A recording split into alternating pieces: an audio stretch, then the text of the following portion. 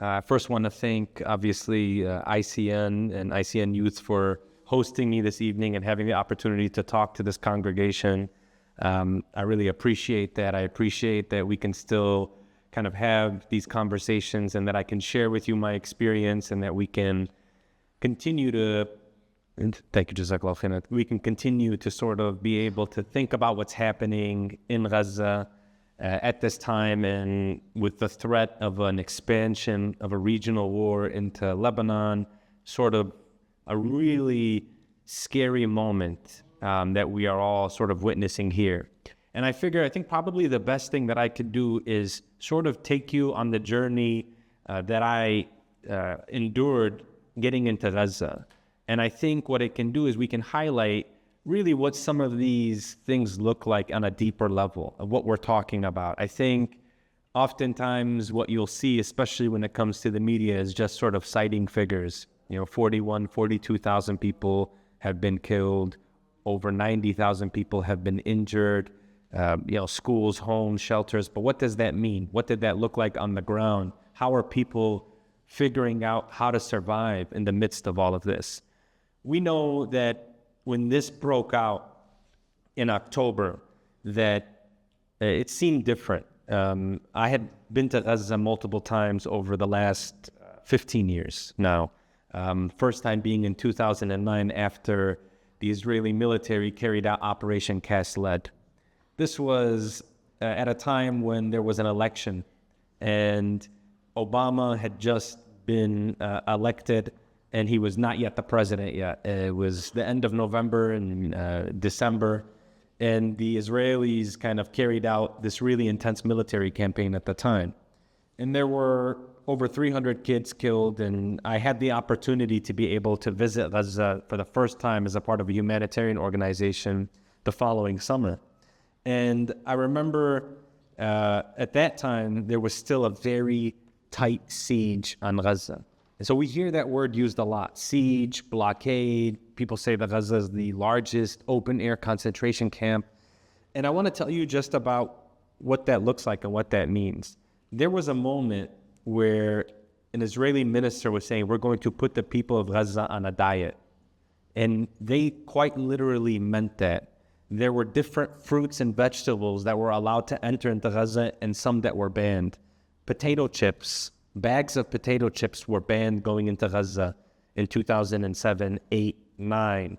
There was no raw materials that could enter, like construction materials were not able to enter into Gaza at that time.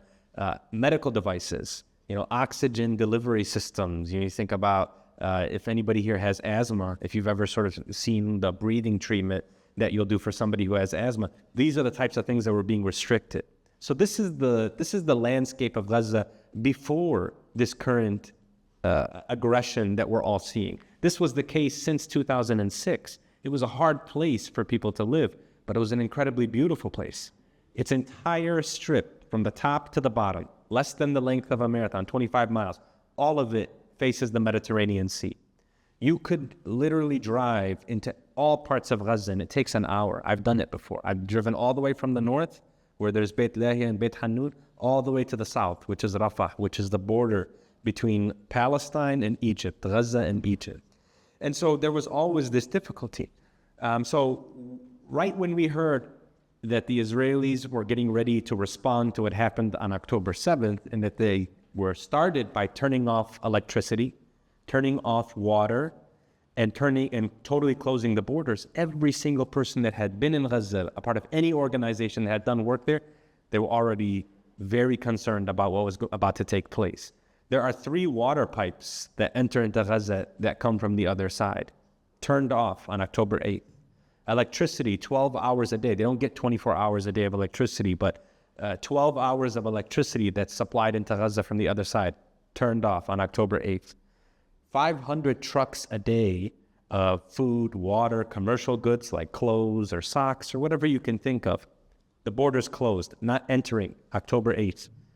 And electricity and water, that still has not been turned on until now, but now they're slowly allowing some trucks to enter, totally inadequate, not enough to serve the 2.3 million people that are there. And we had planned a trip to Gaza before any of this happened on October 22nd. It was going to be a medical team We were going to deploy into Gaza, probably 10 to 12 doctors, nurses, people that were going to be able to enter. And I had worked at Shifa Hospital, the largest hospital in Gaza, multiple times. And the plan was to go back out there and to work with our colleagues on the ground and to work with medical students. And that immediately got canceled. And in fact, there were no NGO international workers that were allowed to enter into Gaza from October 8th until the week of Christmas. That entire time, nobody's able to enter. We're totally relying on an overworked and exhausted local population that was there to even give us information. You hear UNRWA used a lot, the UN agency that's come under attack. But if they weren't providing daily reports about what was happening there, we'd have no clue what was going on in Gaza.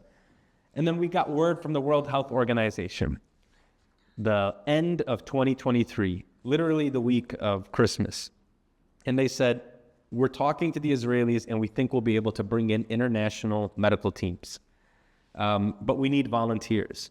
The World Health Organization is the largest health organization in the world. It is funded by every single country, and they don't need volunteers. They have enough employees, they have enough doctors, they have enough nurses. In responding to Gaza, it wasn't a manpower problem. But what they told us was, it's so dangerous, we can't guarantee the safety of any of our staff. It's unethical to just assign staff members to go into Gaza. So we need volunteers from other places and from other organizations. And I heard about this, obviously, and Med Global, the organization that I went with, said, we have an opportunity to send 5 doctors. And so I was, alhamdulillah, Allah subhanahu wa ta'ala gave me an opportunity to join this group. And we left the first week of January. And to get into Gaza, it's actually kind of, it's a pretty lengthy trip because there's obviously no airports. As many of you are aware, there's no airports in any part of Palestine, the West Bank or Gaza. There used to be an airport in Gaza, but it was destroyed long time ago. And you have to land in Cairo. So you land in Cairo, and then you're briefed by the World Health Organization, and they're telling you this is what to expect. You have dates where you're going to be in Gaza. Do not expect that we'll be able to get you out any earlier if something happens. If you get injured, if you're maimed or injured or wounded, we're not going to be able to evacuate you out of Gaza. And the guy made a joke about how you're probably better off. The Palestinian doctors in Gaza would treat you better than the doctors in Egypt. So you're better off just staying in Gaza. So this was the atmosphere that they're sort of trying to prepare you for. That, this is really the inaccessibility of Gaza is one part of it, but also the fact that movement is extremely tough. And then the next day at Fajr, we get up and we hop on a convoy with many other organizations, Doctors Without Borders, International Rescue Committee, and there's about 40 of us. And we are the second delegation to be able to enter into Gaza after the aggression broke out. And we have to go, it's about a 3.5-hour drive from Cairo to the border in Rafah. But it took us over 10 hours because there was 6 military checkpoints that were searching our cars and taking our documents and making sure that we were supposed to be going through the Sinai to Gaza. I mean, it's that locked down. So I know probably some of you have thought during these last 11 months, because I have, it's just like, how could anybody allow this to happen? And what about all of the surrounding areas? Why aren't people or Muslims there doing something? It's impossible. I mean, they won't even let you get into the Sinai if you don't have permissions. And it's call after call. Yeah, I have this person. Here's their passport number. This is the car. This is the driver's information, the local driver's information. This is the license plate. I mean, that's happening 6 times in a row. So it took us 10 hours to get all the way to the border of Rafah. When we got there, we go through and we had around 25 bags of medical supplies with us, between us 5. I mean, we just packed it with whatever we could, any medicines, insulin for diabetes, any of the equipment that we thought we might need. And we sort of carried it in. And I remember we crossed over, and there's just immediately there's this distinction between Egypt and Palestine, because there was no electricity on the Gaza side. Even the passport control that's typically there are no lights. The belt that you put your bags on that sort of rotates around, it's not working. And so already you feel there's a difference. We hop in a van and we're getting ready to go to the safe house for the evening, and we're trying to drive, and it's already after Maghrib, so it's dark. And all you see is large groups of people who are staying in tents. At that time, Rafah had around 1.6 million people who had been displaced. Rafah before the war, it's a rural area. Think southern Illinois, where it's just, there was maybe 200,000 people there. But during this conflict, all of the people got displaced from other parts of Gaza and were in Rafah, 1.7, 1.8 million people. And you could see it, you felt it. I mean, it was crowded. But there's, at night, all you see is what the van headlights are showing you. And so you're just seeing these tents, you're seeing glimpses of so many people. So we finally get to the guest house, and they tell me and my colleague who's with me, who is a UIC surgeon, and they say, tomorrow you're going to go to Nasser Hospital. Nasser, Shifa had already been raided and at that time was not working. But they said Nasser is the largest hospital in all of Gaza right now. It's the largest functioning hospital. And it's in Khan Yunis. Khan Yunis is in the south, but it's not as south as Rafah, which borders with Egypt. They said when you go there, you're going to sleep there, you're going to stay there, do not leave the hospital premises, do not go anywhere. The only sort of approvals we have is for you to be in the hospital. And we went to sleep, and in the middle of the night, this huge explosion goes off about 200 meters from where this safe house is, and it wakes everybody up in the house. And, it's like sort of the building vibrated, and you kind of just start, it's almost like somebody's yelling at you to get up. I remember waking up and my heart was beating so fast, it was like my adrenaline was pumping. And, they said, this is what we've been sort of dealing with at that point for the last 4.5, 5 months. Our sleep is constantly disrupted by F-16s that are just flying overhead and just missiles that are striking. So they take us the next day to Khan Yunis, and I go into Nasser Hospital. And Nasser Hospital is this sort of complex where it's a couple of few buildings. There's like an administration building, there's a pediatric building, there's the hospital building, there's the dialysis area. And as you're trying to walk into the hospital, you just see that there are around at that time, 10,000 people and their families that set up tents around the hospital. Because the assumption in Gaza is the hospitals would probably be the safest place to take your family. And it's a place where maybe you can expect to find food and find other supplies that you need, hygiene products, things like that. And we walk into the hospital and, even inside, in the hallways, anywhere you can find a space, there's like a small, thin mattress and a family that's living there. And they've been living there for months now. Imagine a very small, thin sort of hallway, and on one side you have like a very small mattress, and you see just clothes, and you see some bread, and that's where people are staying. And this is happening in the backdrop as Khan Yunis at that time was the center of all of the military operations. I mean, every 5 minutes, I remember I tried to send my wife a WhatsApp voice note just to say I arrived, I'm here, and I couldn't get 30 seconds on a voice note without a bomb going off. I wanted to make sure that the sound of the bomb didn't go off. And, there was a decision, I guess, a military decision made that every single part of Khan Yunis would be leveled. And so we looked out the window of the room we were staying in the hospital. We see these huge, this smoke rising from building, these massive bombs that get dropped, and then you don't see the building after the smoke clears.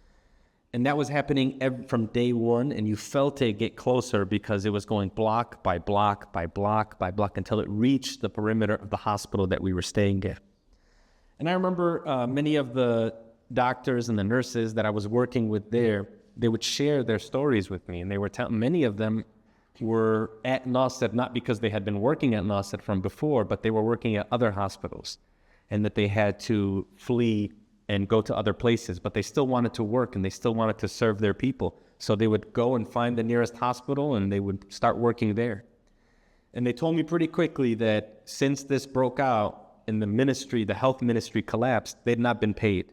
So they're showing up, volunteering their time while this is all happening to where they live, and they're still working and trying to serve their people. And I was fascinated by that. I mean, I could not imagine. They're working these 24-hour shifts. So they'll show up for 24 hours. They're in the hospital, working in the ICU, working in the ER, working in the operating rooms, not getting paid. All while they're hearing the bombs going off and having to just hope that their family is okay and they're not being affected by those bombs. And I remember talking to one of the nurses in the ICU, and his name is Yusuf. He's actually on Instagram, he has a lot of followers, like over 300,000 followers. His name is Joe Gaza on Instagram. And he told me he was a nurse in the north, and he was a pediatric ICU nurse where he was treating the sickest kids.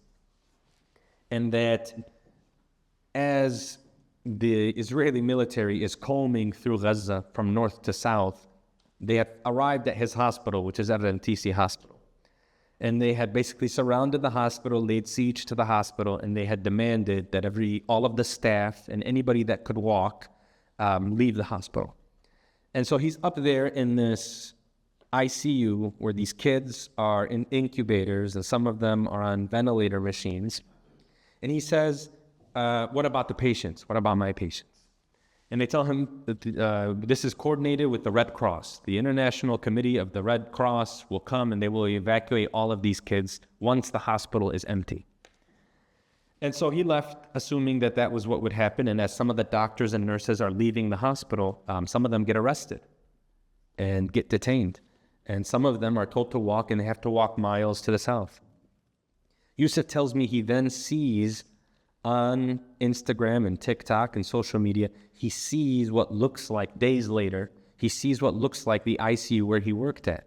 And he sees the kids were still there, except now they were dead. They were not alive anymore because nobody had come for them. Nobody had evacuated them. The electricity had been turned off. And so he was living with that, and he was having to cope with that sort of reality and that sort of cruelty.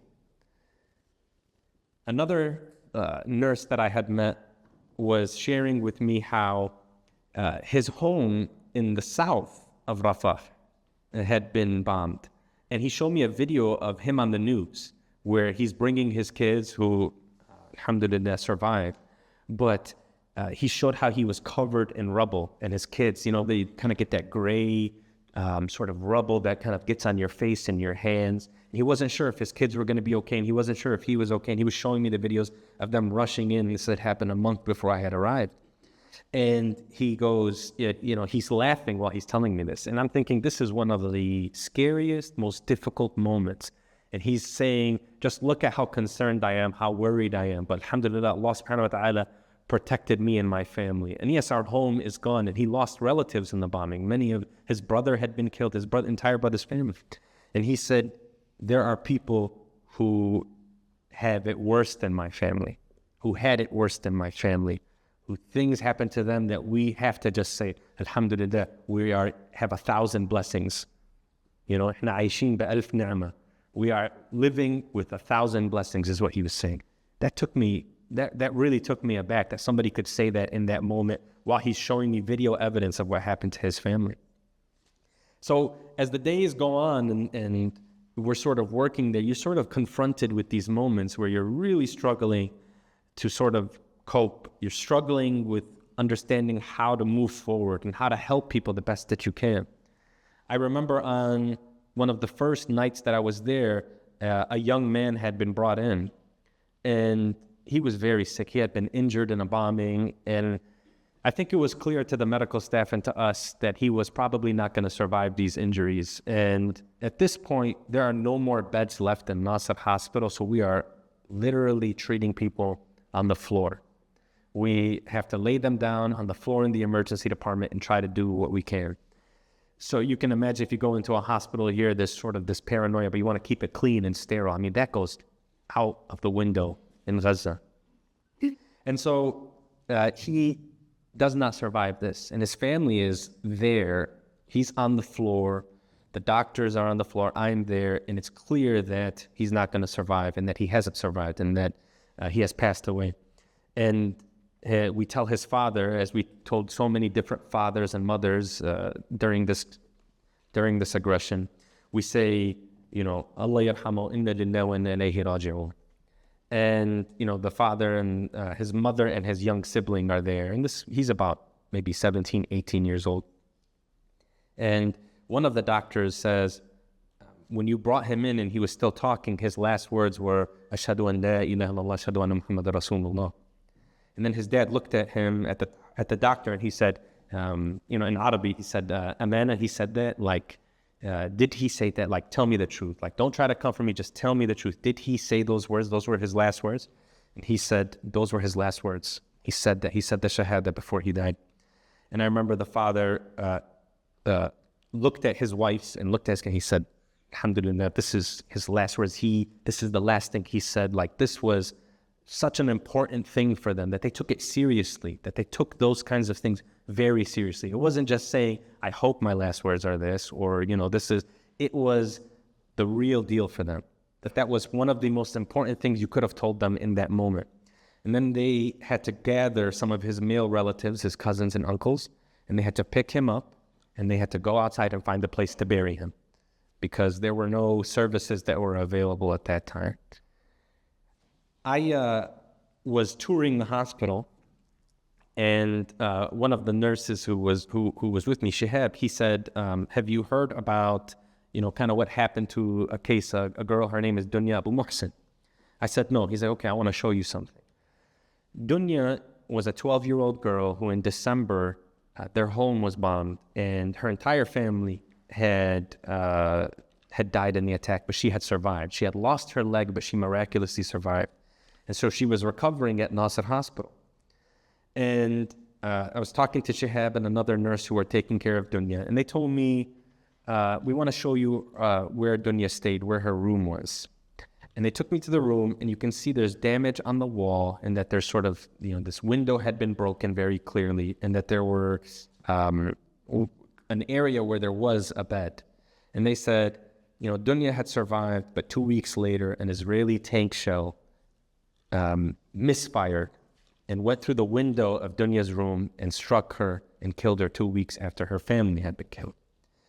And this was a room that normally, this is not, you don't get private rooms in Nasser Hospital at this time. So every single room has 4 patients in it at least. And in this room, because it's a pediatric, there were 6 people there.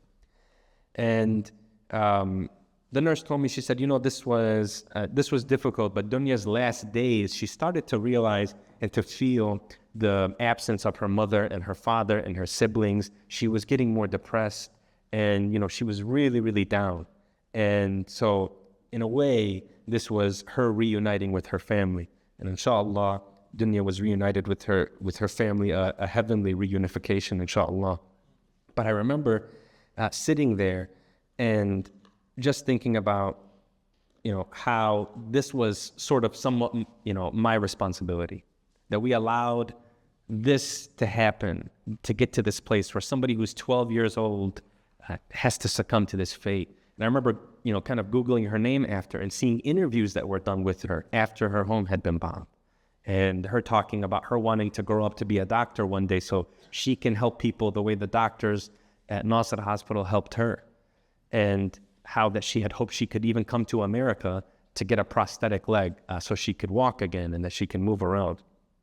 So it was a very difficult moment to sit there and to be in that room. And they wanted to keep her corner empty to honor her memory. And so they didn't want to put patients there.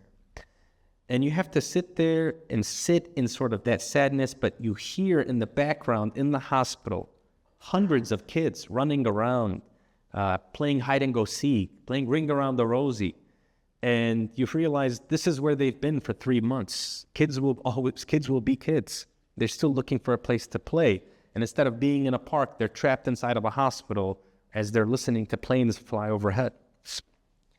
I eventually left Nasser Hospital because, as what happened to many of the other hospitals in Gaza, it came to a Nasser Hospital.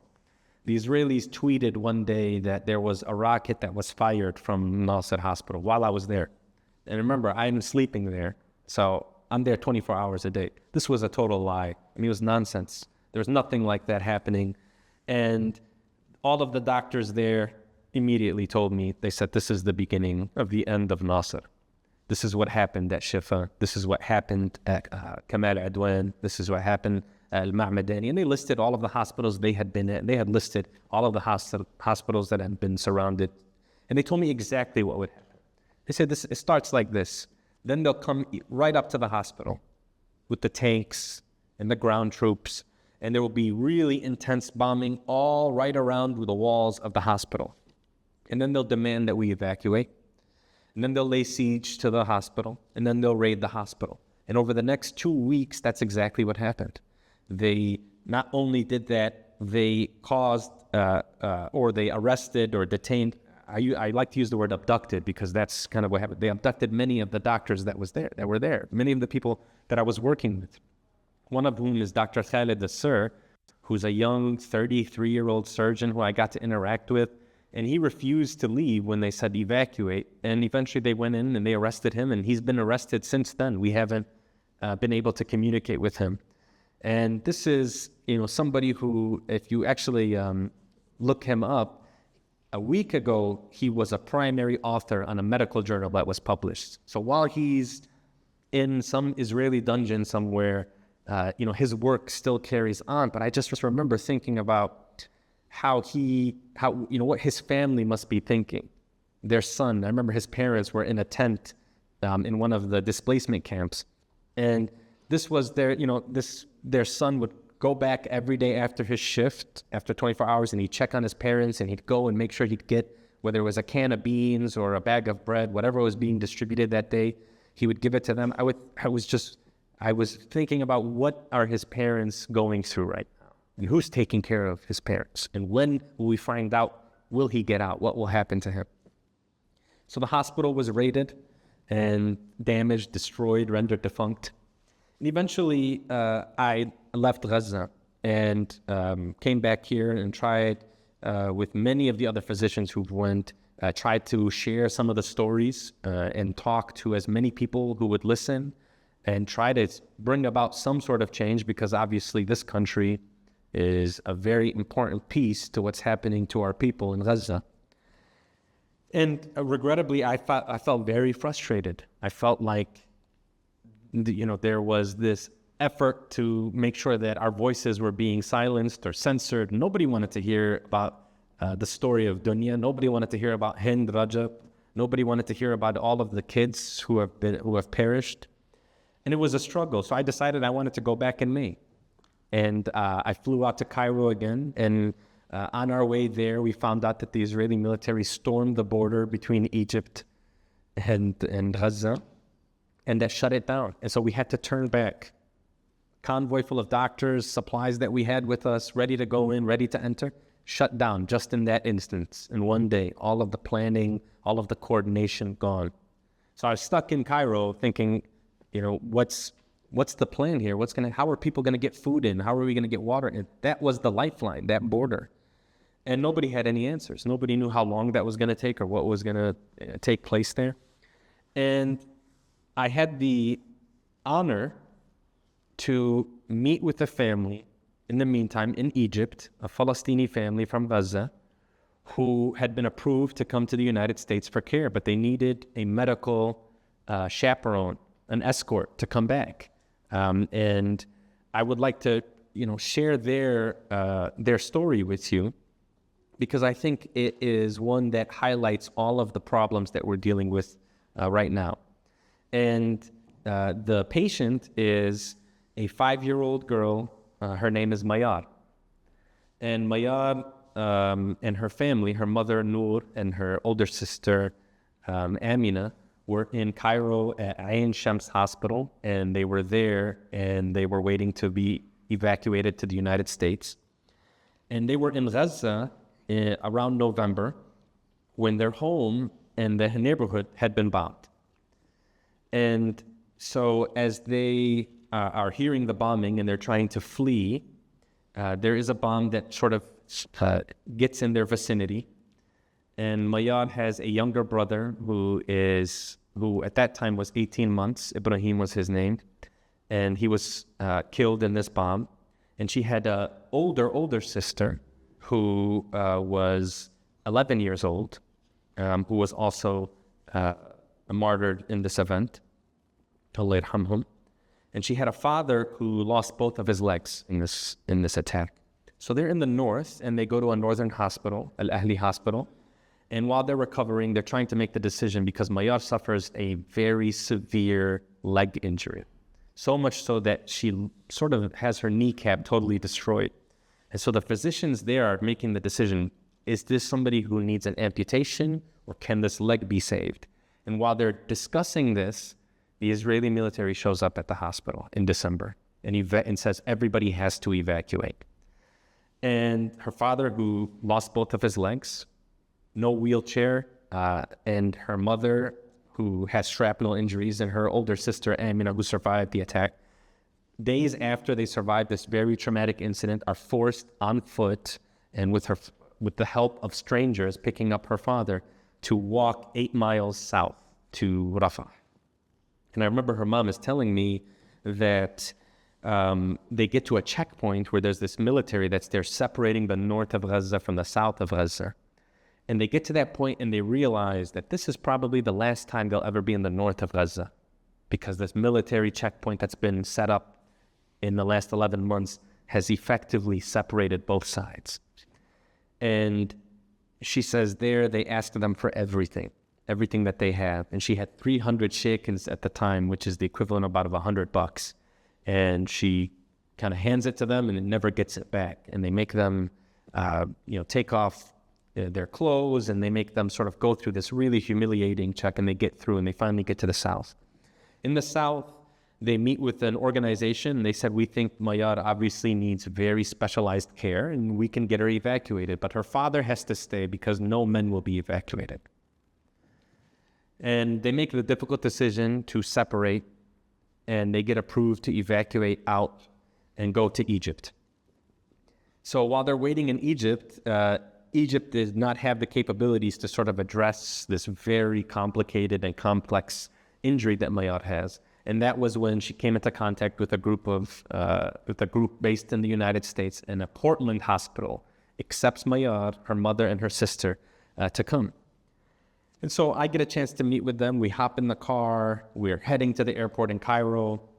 And we are going through security, and we go through all of these different hoops that have been sort of established because it's so hard to get. I mean, these are people. Mayar's mother, Noor, is 29 years old, and she had never been outside of Gaza. So she didn't even have a passport. Her kids didn't even have passports. And so there's a lot of bureaucratic issues. And I remember we finally got through everything. We get to the gate, and they see the plane. And it's the first time they've ever seen an airplane before, the kids. They say, we're getting in that? I said, we're going to get in that. And they're like, that's going to take us to America? I'm like, that's going to take us to America, inshallah. How long is it? I'm like, don't worry about how long it's going to be. It's going to be a trip. But we hop in the plane, and they're just fascinated looking outside of the window, watching it speed up and go off. And they hear the noise, and they say, are these the same kind of planes that are used in Gaza? I said, no, these are different kinds of planes. These are ones that take people to where they want to go.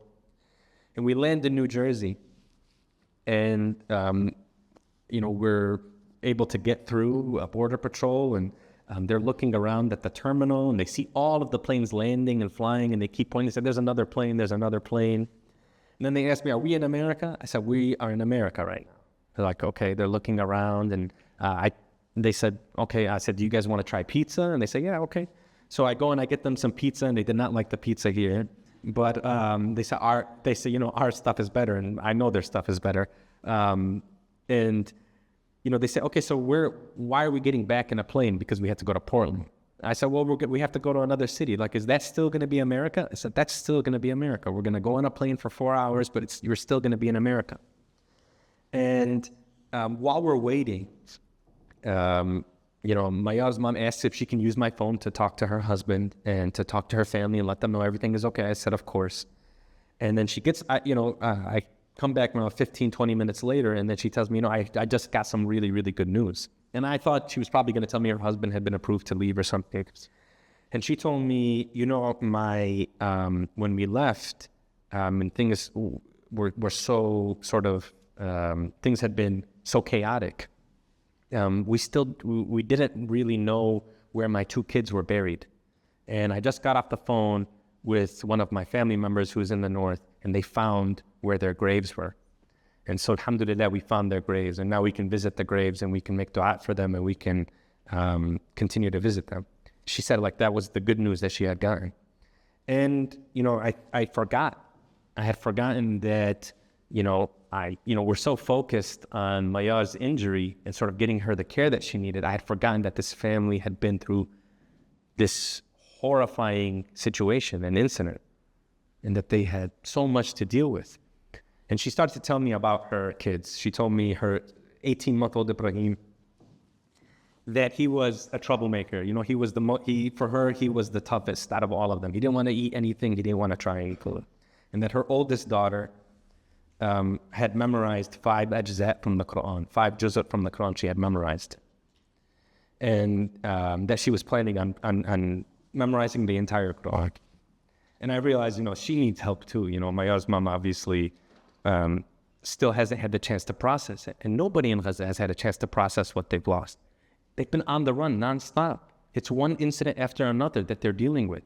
Home getting bombed, injured, going to a hospital getting attacked, neighborhoods being leveled, having to go to the south, then go back to the middle, go back to the south. That's what people are dealing with.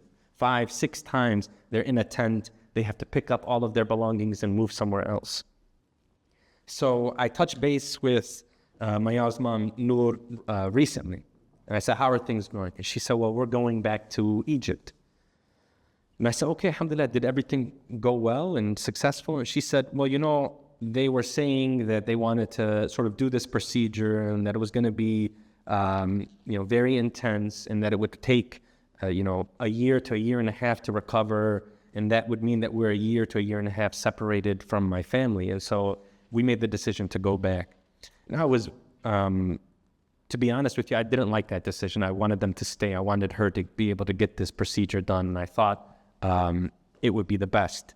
But there was something about how her mom was talking about the situation. She said, it's not, we'll be able to kind of focus on this. But for us, the most important thing is we want to still be a family unit. And we want to sort of be together as much as we can. I said, but your husband is still in Gaza and you're in Egypt and that border is closed. And she said, we know it's going to open at some point. And we want the second that it opens to go back in. I thought this lady would tell me that we're going to try to get her husband out. No, she wants to go back into Gaza. And that's like that sort of, like she knew that this other side wanted them out of Gaza, and that the best thing that she could do is to also go back and rebuild her home and be with her family and exist. And that sort of existence is probably the worst thing that the other side can hear, is that there are Palestinians, regardless of what you do, are going to go and they're going to make sure that they stay on that land and that their families are going to continue to grow. So even though I disagree with the decision, I just had to respect it. In that moment, I had to respect it. And I'll finish with one last thing I want to share with you all. One thing I've noticed is I've now shared with you a few different personal stories. And if none of us were connected to this, because all of us are connected to this, all of us are sort of dealing with this. But if I shared those stories with you and you were not Muslim, or you were not aware of what was going on, or you are not, and I'm going to use this in quotes, pro-Palestinian, because I don't know what that means. We're just sort of, we're sitting here, we're trying to make sure that there's dignity and humanity and people have the right to live. But if you are not pro-Palestinian, I told you that story, there is no way you wouldn't understand the suffering. There's no way you wouldn't be able to sit there and say that that was wrong. That a family of 6 suddenly becomes a family of 4, and 2 of the people that are gone are children who have no reason. There's nobody who has the right to do that to them. And I think that's part of what we all have to do, is we have to make sure that we're able to tell their stories. One, because they deserve for their stories to be told. These are actual human beings who lived lives, who had something wrong happen to them. And part of acknowledging that wrong and fixing that wrong is to say their names and to tell their stories and to make sure people know who they were. So, when we hear about that story with Hind Rajab, the 5-year-old or the 6-year-old who was stuck in the car 3 hours on the phone with 911, we have the whole audio recording. as a tank fires and kills everybody in the car, and she's sitting there for 3 hours bleeding to death. I want to tell everybody that I see that, Hind, towards the end of her life, had to say to the person on the dispatcher on the other line, the dispatcher said, Hind, why are you not talking as much? You're not talking as much. And she said, every time I talk, blood comes out of my mouth. And I don't want to ruin my clothes because my mom will get mad if I ruin my clothes. I want to share that with anybody that wants to know about what's happening there. Because we can all understand that a 6-year-old who understands the world in such a very simple way had to deal with that experience. And that is never acceptable. That is never okay. So whether it's a congressman, a mayor, a colleague, a coworker, a student, whoever it is, that's the stories that we need to share with them. It's not just, hey, 40,000, 90,000. Yes, absolutely. But let me tell you who the 40,000 are. Let me tell you what she had to deal with. Why was Hind in a car to begin with? She was fleeing from her home where they said, evacuate your home. We're going to bomb your home. Who was she with? She was with her 7-year-old cousin, her 14-year-old cousin, her uncle, and her aunt. What happened? Where were her parents? They were in a car in front of her and had to watch that happen. So this is why we need to tell people what's happening here. When I say that there is no anesthetics or antibiotics, what does that mean? That means there's somebody who lost a leg who's in pain, who I can't give pain medicine. And also, if he gets infected, which he will get infected after losing his leg, he might die from that because I don't have antibiotics to give him. That's what we have to make sure that people understand this. They don't want to hear it, and they don't want to share these stories. But that's the most powerful thing that we can do. That's how we advocate, and that's how we do our part. I truly believe that on the Day of Judgment, Allah subhanahu wa ta'ala is going to ask all of us, this is what was happening. This is what was happening. Did you do everything you can to make sure that your brothers and sisters didn't have to go through that? Did you sincerely do what you can? And so I hope that all of us can walk away from tonight, and I hope we can just renew our intentions, because I know everybody's paying attention. And I know everybody cares about what's happening. I know everybody's grieving and mourning. Everybody in this room. That's why you're here tonight. But if we need to just sort of change our mentality to be active and do something, it doesn't have to be, it doesn't have to be anything on a grand scale. Even if it's making the intention that I have a bottle of water that was given to me here, and I make the intention, inshallah, as I drink this water, that I want to help somebody in Gaza also drink a bottle of water. Or that I'm going to school and, I plan on getting straight A's. I want to make sure that there's a student in Gaza, or that the schools in Gaza, I'm supporting whatever's happening there in whatever way I can. Awareness, financially, whatever it is. Whatever it is, just think sincerely, is that something I can do? If we make that intention, I truly believe, inshallah, that we can kind of at least make a difference if we start thinking in that capacity. I know I said final thing, but I do want to share and I think this went viral recently. So I was at a hearing in D.C. on Tuesday. So we all know the story of Wadi al-Fayoumi, the 6-year-old here who was stabbed to death by his landlord in October. And I was a guest of his mother, along with Imam Umar Suleiman and some other people. We were a guest of his mother who was going to be acknowledged at this hearing. It was a Senate Judiciary hearing. So Senator Dick Durbin from Illinois was there, Senator Lindsey Graham, Ted Cruz, Josh Hawley, Senator Kennedy, all were present at this hearing. And it was about the rise of hate against Muslims and against Palestinians. And that meeting devolved quickly into these senators, specifically Lindsey Graham, Ted Cruz, Josh Hawley, and Kennedy. And, you may have seen Kennedy. They had a viral clip with him telling the Muslim Arabi woman who was talking about the rise of hate, telling her, you should put your head in a bag. Do you support this organization? Do you support that organization? Just sort of derailing it. No, he would not even mention Wadi'a's name. He wouldn't mention Wadi'a's name, which is why we were there in the first place. Huge picture of Wadi' in the background behind them. And they wouldn't even say his name. They wouldn't even acknowledge what happened to him. And his mother is sitting there right in front of me. She's sitting, having to hear this hate and this just them spewing that sort of disgust. And I thought, as we walked away, I was furious. I said, this is a waste of time. And I remember going up to Wadi'a's mom and just saying, I hope you're doing all right. I know it's a long day. And she had this sort of, this grace about her where she was like, I'm here for my son. And they can sort of sit there and not try to acknowledge what happened to my son.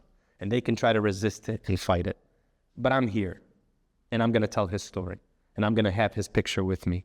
And I'm going to tell them exactly what happened to him and how it's connected to everything that's happening over there. You sit there and you're like, all right, if she's maintaining that sort of composure, she's going to keep fighting and keep pushing, then I have to do that too. I have to keep going. Because and many of us ended up kind of walking out of that hearing from anger, but you're like, okay, if this is somebody who had to witness that happen to her son, and even herself was stabbed 11 times, and she had that strength to maintain her composure, to be patient, and to still fight, and to make sure that they say her son's name, that they're not going to get away without saying her son's name, I think we can all draw some inspiration from that. I think we can all sort of think about the strength that someone has to have and aspire to sort of have that strength.